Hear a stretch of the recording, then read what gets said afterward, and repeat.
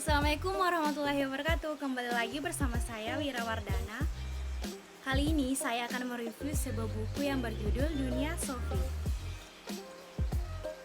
Sebelum saya mereview, jangan lupa klik tombol like, komen di bawah, dan yang paling penting jangan lupa untuk subscribe YouTube channel saya supaya makin berkembang. Oke. Awalnya saya tertarik membaca buku Dunia Sophie karena saat itu saya sedang bertukar pesan dengan teman saya yang kuliah di Unhas, dan saat itu dia mengirimkan fotonya saat sedang belajar, dan dalam foto tersebut ada buku Dunia Sophie, dan saat itu saya mulai tertarik untuk membaca buku Dunia Sophie karena sampulnya sangat menarik. Teman saya mengatakan bahwa buku Dunia Sophie ini sangat sulit untuk dibaca karena mempunyai bahasa yang tinggi. Tapi hal tersebut tidak menyurutkannya saya untuk membacanya. Saya makin tertarik karena teman saya pada saat itu masih memakai bukunya, jadi saya mendownloadnya di Google dan ternyata ada. Dan benar apa yang dikatakan teman saya itu, buku Dunia Sophie ini memang harus membutuhkan konsentrasi, dan sehingga saya membaca buku Dunia Sophie ini awalnya itu hanya sampai 74 halaman, hanya sampai pada halaman 74, dan saya membacanya berulang-ulang kali. Jadi saya akhirnya bisa sedikit mengerti lah tentang isi buku ini, dan akhirnya setelah beberapa bulan kemudian saya akhirnya dapat menyelesaikan buku Dunia Sophie ini. Jadi guys, langsung saja kita ke review bukunya ya. Jadi guys, buku Dunia Sophie ini bercerita tentang seorang gadis yang bernama Sophie yang tinggal di sebuah pinggir kota bersama ibunya. Ketika Sophie akan menginjak usia 15 tahun, dia mendapatkan sebuah kiriman surat misterius yang berisi tentang pertanyaan, siapakah dirimu dan dari manakah asalnya dunia? Nah, dari pertanyaan-pertanyaan tersebut membawa Sophie ke pengalaman-pengalaman yang untuk seusianya bisa dikatakan hal yang sangat wow. Dia mendapatkan pengalaman mempelajari tentang seorang filsuf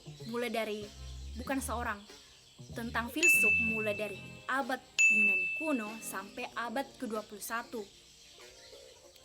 Dan yang menariknya, yang mengirimkan surat kepada Sophie itu adalah Alberto Knox, yang seorang filsuf usia 50 tahun. Dan yang paling menarik nih guys, di akhir ceritanya itu Sophie dan Alberto Knox menyadari bahwa dirinya hanyalah sebuah tokoh di dalam sebuah buku Dunia Sophie yang dibuat oleh Alberto Knox kepada anaknya Hilde yang akan menginjak usia 15 tahun sebagai hadiah ulang tahun. Hal tersebut dapat kita lihat pada halaman 389 yang mengatakan, tapi ada kemungkinan bahwa seorang yang sama sekali lain di suatu tempat sedang menulis sebuah buku untuk Hilde. Dan selain kutipan tersebut, masih banyak kutipan-kutipan lain yang menyadarkan bahwa Sophie ini hanyalah sebuah tokoh. Dan saya juga paling suka pada kutipan halaman 138 yang menyatakan bahwa mulai sekarang segala sesuatu harus ditata rapi. Setelah membaca tentang Aristoteles, dia sadar betapa pentingnya menata gagasan secara teratur. Jadi awalnya guys, kamar Sophie itu sangat berantakan. Nah, setelah membaca gagasan tentang Aristoteles, dia mulai mengatur kamarnya agar lebih rapi dan menatanya secara teratur. Misalnya dia menempatkan bajunya di dalam sebuah lemari tertentu, begitupun dengan celana, dan alat-alat lainnya sehingga menjadikan kamarnya Sophie itu rapi.